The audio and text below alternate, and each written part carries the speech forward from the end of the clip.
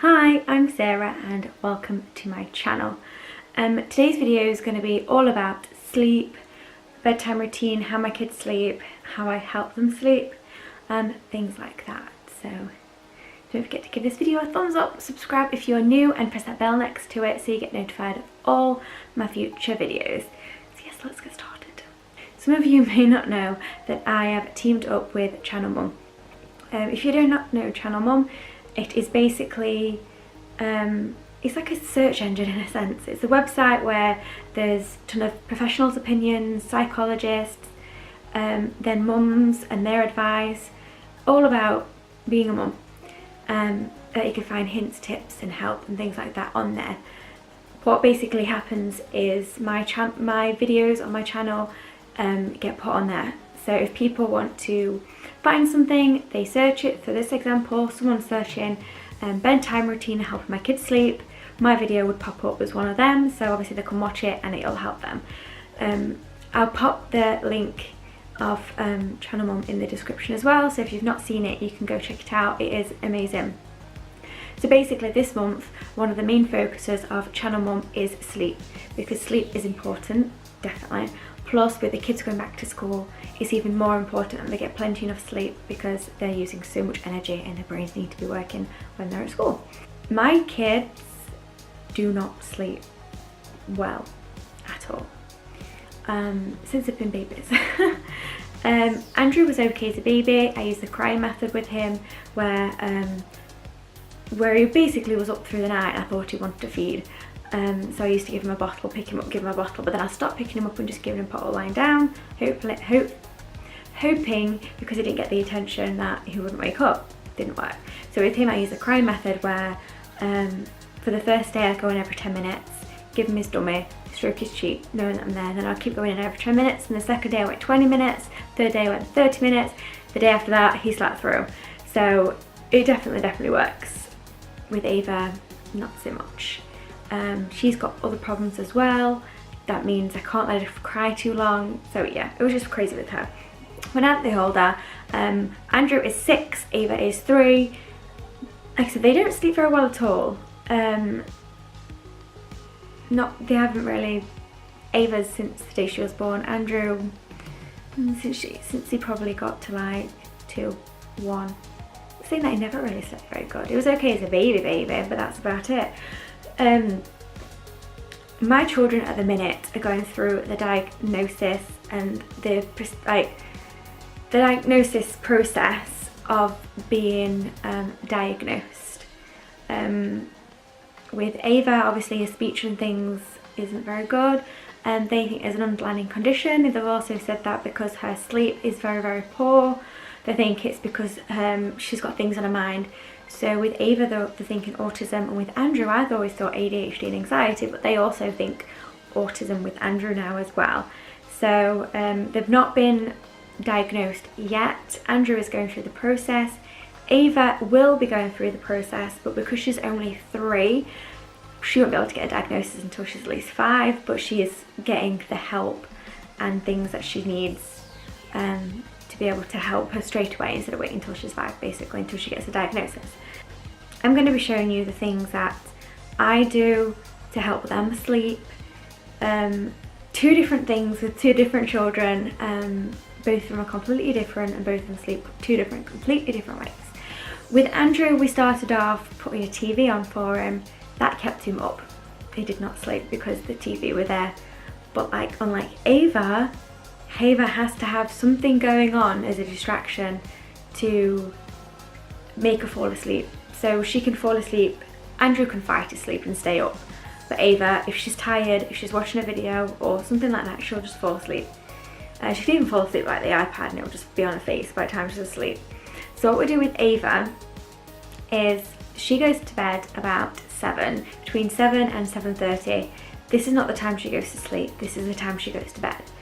Because if she's completely exhausted, she might go to bed around that time, sleep that time. But if she's not, then it's a battle to get her to sleep. If she goes to bed between 7 and half 7, we get a change. She wears a nappy because she has to have juice when she goes to bed. I know that's not the best thing to do, but because she has a throat disorder, she has to have juice when she needs it, and a normal pull-up will not hold the amount that she wees throughout the night, so I have to give her a nappy. She don't wear nappies throughout the day, only at night time, just so it can hold a bit. And sometimes she'll still wake up and the bed will be wet because it's soaked through. Like yesterday, for example, she will not sleep yesterday. So yeah, she had so much juice. We give her a juice bottle, I take her to bed, I put her TV on, she gets to pick what film she wants. It is a very, very quiet, I put it on very, very low, so if she's quiet she can hear it, but it won't be loud enough to wake her up if anything happens. So yeah, she picks a film that she wants on, I put that on for her, she has some juice, and then I read her some stories. She basically, sometimes she can pick like 6, sometimes she can pick just 1, or sometimes I'm like, no mate, you've messed about all night, we're only having 1 story, we're not having any more, and that's it. Because sometimes that can happen. So yeah, I take her to bed. It'll probably take me about half an hour, 20 minutes to just do a bedtime routine. She's got a little unicorn lamp that I put on, but usually the light from the TV, that's fine. I've found out now that with the main light being off, because she had a difficult period where she was not liking the dark, so a light had to be on, but now she's completely up to having a light off, and that is made her sleep loads better. Sometimes she'll come downstairs and be like, she wants more juice. She'll make excuses like she's hungry, thirsty, her tummy hurts, everything like that. So she may come down a couple of times in the night. But Andrew goes to bed between 8 and 8:30. He has a little bit more time up, and that's mainly because when Ava goes to bed, sometimes I have to get up and sort her out through the time with Andrew, but I like my one-on-one time with Andrew, and if I take Ava to bed at say 7, I've finished settling her at 30:30, I come downstairs, that means I've got an hour to half an hour with Andrew. He has loads of things in his bedroom to help with sensory, to kind of help him forget things. His mind, I mean, this is what I think with Ava as well, because he's older he can express him and I can pick it up from the amount of questions he asks. His mind can't stop at night time, so it's ticking away, and he comes downstairs asking the most silliest questions and worrying about the silliest things that a 6-year-old shouldn't be worrying about, but that's him. And at night time, that's where he has the time to reflect on it and think about it, and it works him up. So he can come downstairs and say, when I'm older, where am I going to live? Or how am I going to get to work when I'm older? Where am I going to work? Who am I going to marry? And I'm like, mate, you're 6. You shouldn't be thinking about this stuff for 10 plus years yet. Yeah. So he has constantly things on his mind, questioning and things. So with him, I try as many things to settle him as possible. We first tried, obviously when he was younger, we first tried the telly. That did not work, that kept him up.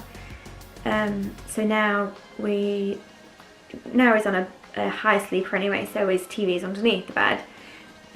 We tried lights. He's got a projector, which he still uses now, that shines stars. Just that on its own did not work.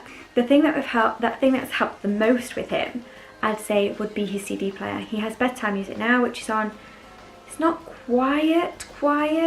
It's not like quiet as Ava's telly, but it's loud enough so you can hear it, but you can settle to sleep. If it's too quiet, he doesn't like it.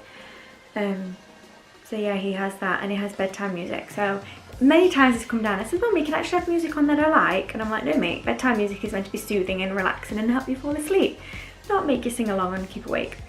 So yeah, he has music now. And what we've also done is to kind of go with the projector, I suppose. It's glow-in-the-dark stars. We enjoyed putting these on, but glow-in-the-dark stars are all over his ceiling, so when he lies down they all glow, which is really nice. So he has loads of things to distract him. Still, he can still come downstairs. The sleep-wise, as in going through the night, Andrew may wake up in the middle of the night if he needs the toilet. He can sometimes, it's like his sleep crying. He'll wake up, start crying, I'll ask him what's wrong, he will not speak to me. So I have to kind of like take him to the toilet, take him back to bed, and he goes back to sleep. And if I mention it in the morning, oh, you was up last night, what was up? I wasn't awake. He cannot remember a thing. But his dad did the same thing. I got told by his family, his dad does the same thing, used to do the same thing. So I just learnt from that that's what they did. They used to take him to the toilet and take him back to bed and he was fine. So with Andrew, it works the same way. With Ava, she can wake up in the middle of the night. Last night, for example, she woke up at 2. And I was worried that would be her getting up for the day, but she still knew it was bedtime and slept. Thank God. Because Ava is... The way that Ava works is if she goes to sleep at a decent time at night time, so like if she actually ends up going to bed at 7:30, well, goes to sleep at actually 7:30, then I can expect a very early wake up call. And this is if not, she's not been up throughout the night either. So sometimes Ava can wake up ready for the day at 3 o'clock in the morning, 4 o'clock in the morning, 5 o'clock, 6 o'clock, and so forth. Obviously last night, she was asleep when I took Andrew to bed, which is about 8:30. So she was asleep at 8:30, but she woke up in the middle of the night, but then she was up at 6 o'clock in the morning. So sleep for us, my sleep anyway, is definitely disturbed and exhausting. I have fibro and I'm on many medications. The side effect is tiredness. So for me, I function on very little sleep, plus my medical conditions also affect my tiredness. The side effect is tiredness. So yes, I get to be a very, very tired mummy. The one thing I have learned is to listen to my body. Sorry, the camera keeps on sliding down for some strange reason. Listen to my body. So if I'm tired at 9 o'clock, I go to bed at 9 o'clock. And I've just made that happen because sleep is important for the mums as well as the children, because we need to function to be the best parents we can. And if we're absolutely tired, well, I can anyway. If I'm tired, I can get very snappy and like frustrated very easily, and obviously I don't want to be snappy towards my kids because that will make them like that. So I also need the sleep I can have as well. With me, on average, obviously sleep pattern's meant to be about 8 hours on average. My average sleep amount is about 5 hours because of how often Ava wakes me up. So I can go to bed at 10, Ava wakes me up at 3. It's just the way it goes sometimes. Or sometimes like I can go to bed at 10, I wake up at 7, which is a lion for me. Between 7 and 7:30 is a lion, so that's great. They are not perfect with the sleep, like I said, they still do not sleep very well at all, but these are the things that help them fall to sleep. Sometimes they work, sometimes they don't, especially around this time because it's school time and they've only just started back at school.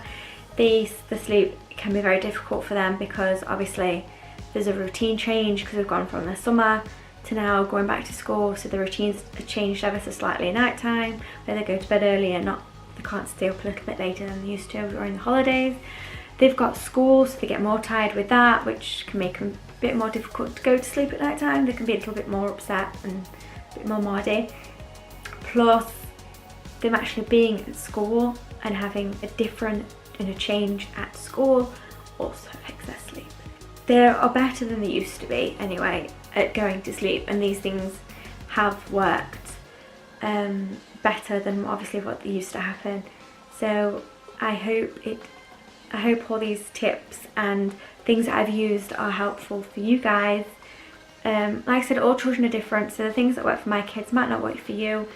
I had to try many different things with both of them to try and get them and help them and soothe them to sleep longer. But yeah, it's just finding them things to work, and like I said, sometimes one day they can work, sometimes the other days they don't work. But yeah, it's all kind of like a trial and error. So yes, if you've got any questions about anything, please comment them down below and I'll get back to you as soon as I can. Please give this video a thumbs up if you have enjoyed it, subscribe if you're new, and don't forget to press that little bell next to the subscribe button so you get notified of all my future videos. But I hope you all have an amazing rest of the day, and I will see you soon. Bye!